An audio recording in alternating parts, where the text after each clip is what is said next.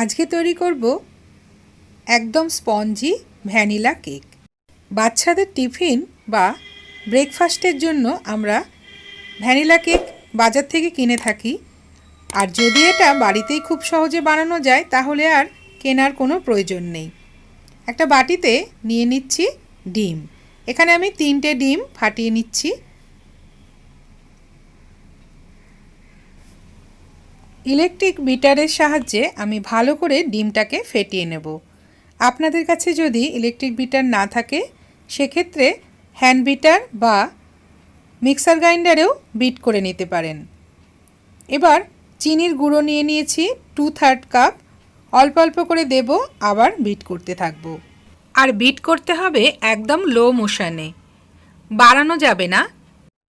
বেশ কিছুক্ষণ ভালো করে বিট করে নিতে হবে যতক্ষণ না ফোমে পরিণত হয়। 1 থেকে 2 মিনিট বিট করে নিতে হবে।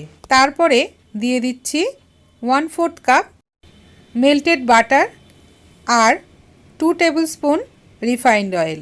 আপনারা পুরোটাই বাটার দিয়েও করতে পারেন বা পুরোটা তেল দিয়েও করতে পারেন। আবারও একবার বিট করে নিয়েছি। এবার একটা ছাঁকনি বসিয়ে দিলাম, তার মধ্যে অল্প অল্প করে আমি ময়দা দিতে থাকবো। এখানে আমি মেজারমেন্ট কাপের 1 কাপ ময়দা নিয়েছি। আর ময়দাটা কিন্তু চেলে নিতে হবে খুব ভালো করে, আর তাহলে কিন্তু কেকটা খুব ভালো ফাঁপবে। অল্প অল্প করে দেব আর এইভাবে মেশাতে থাকবো। খুব হালকা হাতে মেশাতে হবে। 2 থেকে 3 বারে আমি এটা মিশিয়ে নেব। এরপর দিয়ে দিচ্ছি 1 teaspoon baking powder, 1/2 teaspoon baking soda. এটাও ভালো করে চেলে নিতে হবে। স্প্যাচুলা দিয়ে ভালো করে মেশাতে থাকবো, আর তার মাঝেই দিয়ে দেবো 1/4 কাপ দুধ। দুধটা আমি আগে থেকে জাল দিয়ে রেখেছি এবং একটু ঠান্ডা করে তারপরে মেশাচ্ছি। মনে রাখতে হবে কেক বানানোর সময় কোনো ইনগ্রিডিয়েন্টস যেন ফ্রিজের না হয়। একদম নর্মাল টেম্পারেচারে সব কিছু দিতে হবে। ফ্রিজ থেকে বার করে দিলে কিন্তু কেকটা ফাঁপবে না। দিয়ে দিলাম 1 টিস্পুন ভ্যানিলা এসেন্স। একটা কেক টিন নিয়ে নিয়েছি এরকম লম্বাটে।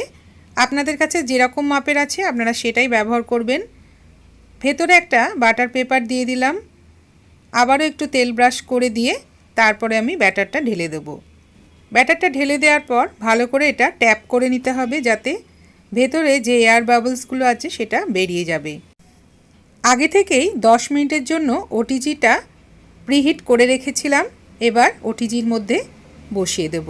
আমি এখানে 170 ডিগ্রি সেন্টিগ্রেডে 10 মিনিটের জন্য প্রিহিট করে নিয়েছি, আর এটা লোয়ার র্যাকেই করতে হবে। 35 মিনিট কেকটা বেক করতে দিয়েছিলাম, আর খুব সুন্দরভাবে বেক হয়েছে। একটা কাঠি দিয়ে এইভাবে আমি ঢুকিয়ে দেখে নিচ্ছি।